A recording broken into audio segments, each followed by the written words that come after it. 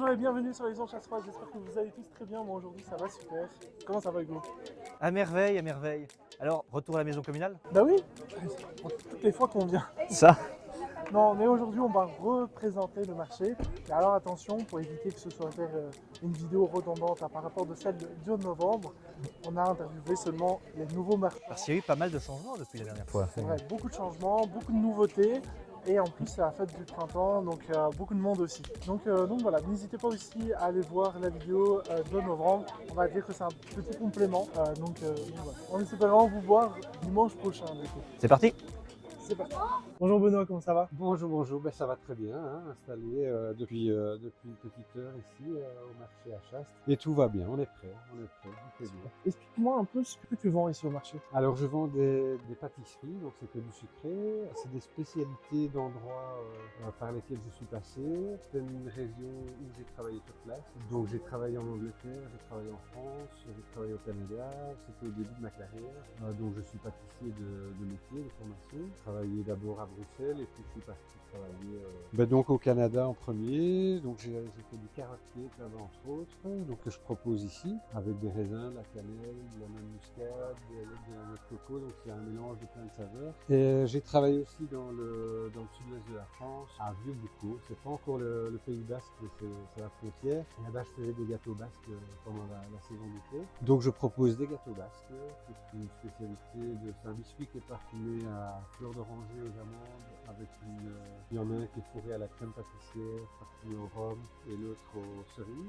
J'ai des cookies, j'ai travaillé à Londres, chez Harrods à Londres, j'ai travaillé à Oxford aussi, donc là je propose des cookies, une variété de 5 sortes. Je fais des gâteaux bretons. Des gâteaux bretons, c'est un sablé qui est très consistant, mais qui est quand même moelleux. Et là j'ai aussi 4 sortes différentes, j'ai des natures, des amandes, noisettes, des raisins noirs, des figues, voilà, la Bretagne parce que j'ai de la famille là-bas, à Carnac, et puis alors la tarte de Compostelle.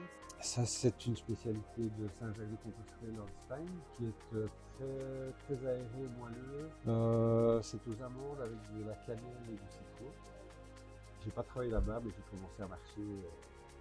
C'est une longue marche que ça me plaît beaucoup, donc je voulais faire cette spécialité-là. Donc voilà, c'est les 5 produits que j'ai pour l'instant, donc certains qui sont un peu déclinés. Et voilà, pour l'instant je me limite à ça, je ferai peut-être encore d'autres spécialités à l'avenir, mais je démarre avec ça. Bonjour Katia. Bonjour, Merci de répondre à nos questions. avec plaisir.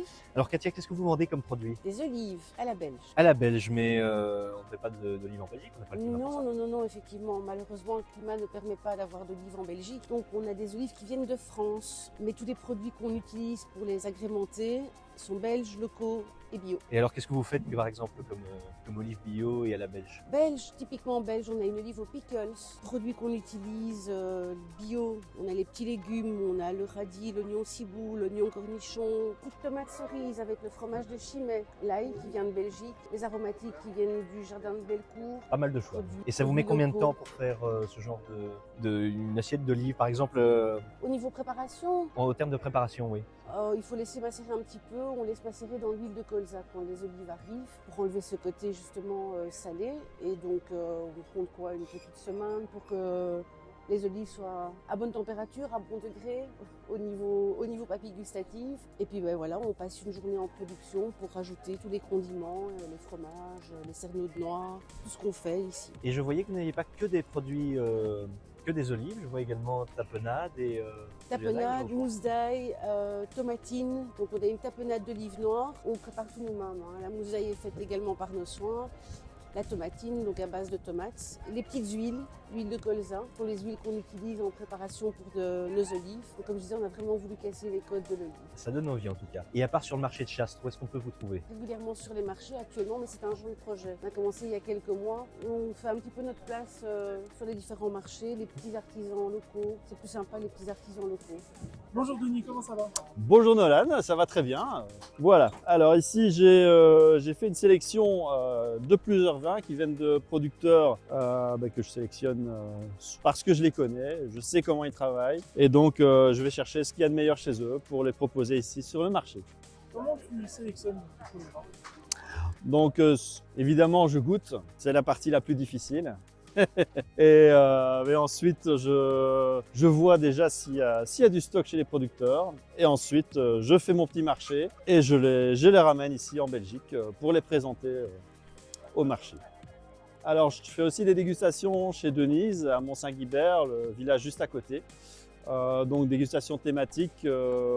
Bon, la prochaine dégustation sera en avril sur l'Italie et ensuite on passera en revue toutes les régions de France jusqu'à la fin de l'année. Bonjour Anne-Claire, comment ça va? Ça va super, il fait beau, c'est génial. Tu pourrais nous parler un peu de ton stand?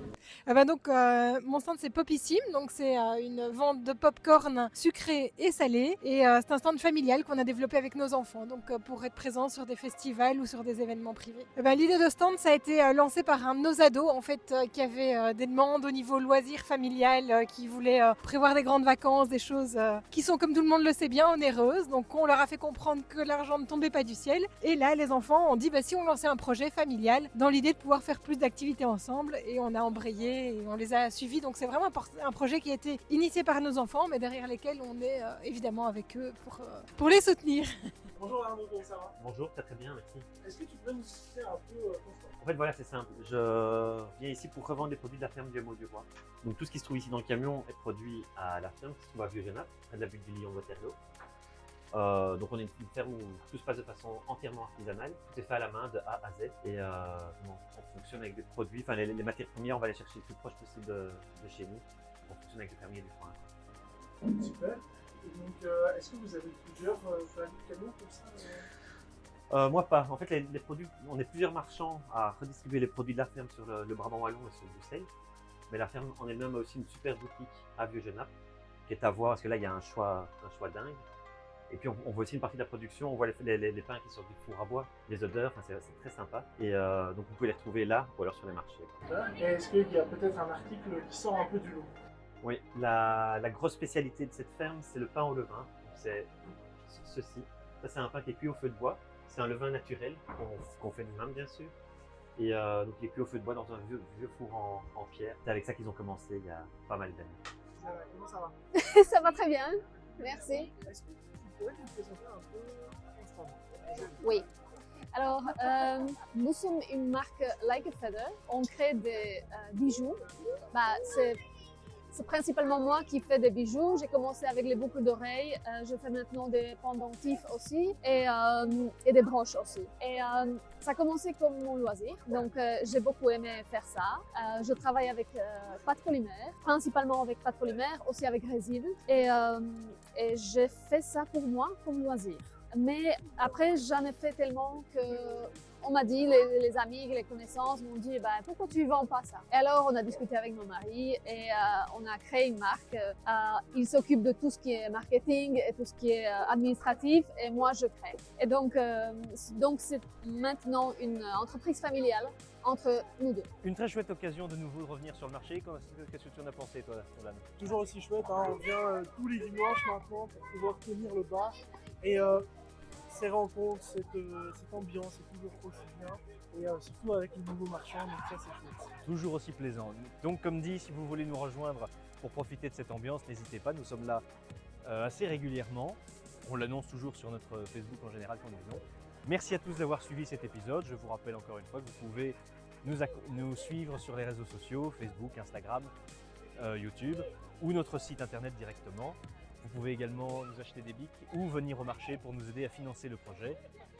Je vous souhaite une bonne fin de journée et à bientôt. À très bientôt, merci beaucoup.